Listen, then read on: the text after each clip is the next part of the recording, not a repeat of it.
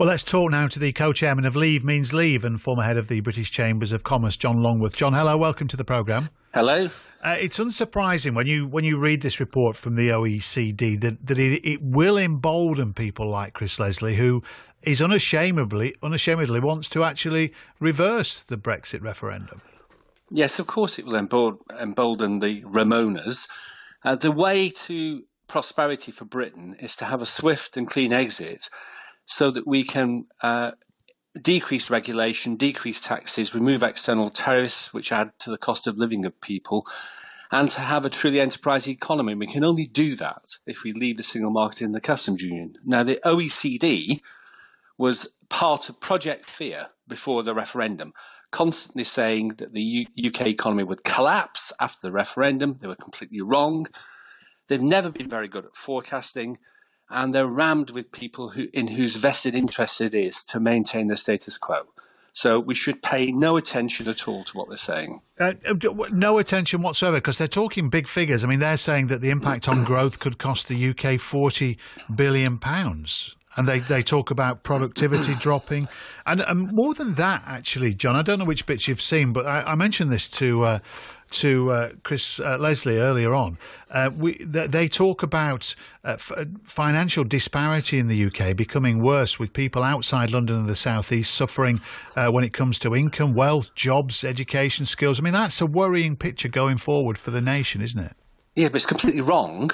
I mean, we heard the Prime Minister before the referendum, David Cameron, saying that it would increase the risk of World War III. George Osborne, the Chancellor at the time, saying that we'd have 500,000 more unemployed after the referendum.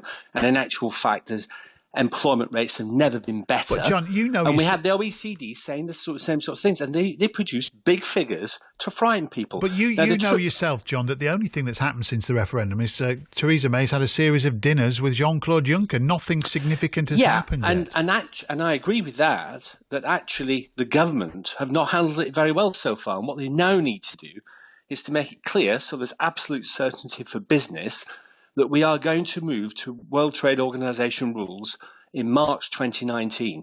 That gives us a very clear run to actually implement all the measures that will improve the economy and will improve actually for poorer people and for the regions particularly. Because if we remove tariffs, which the EU impose, so they're taxes that the EU impose, if we remove the tariffs on food, clothing and footwear, the cost of those goods will fall by 20% on average, which will be great. And the fact that the currency is at a new economic competitive level means that manufacturing and exports, which of course has been proved so far to be true, manufacturing and exports in the regions will do better. So actually, Brexit is good for the regions and good for poorer people. But of course, and this is the problem, John, isn't it, for many people listening to this, and I probably include myself. I've done so many different interviews on Brexit and there is no clear picture to emerge. You could easily be accused of just wetting your finger and putting it in the air, perhaps just as much as the OECD have done, by saying what you're certain it will happen, but there is no certainty it will happen. Well, there's no certainty in life, except for the fact, of course, that those businesses who are in the Leave Means Leave network, who are business owners and entrepreneurs, people like James Dyson, people like Tim Martin of Wetherspoons, and many others are all actually grasping the opportunities that Brexit will provide to improve their businesses.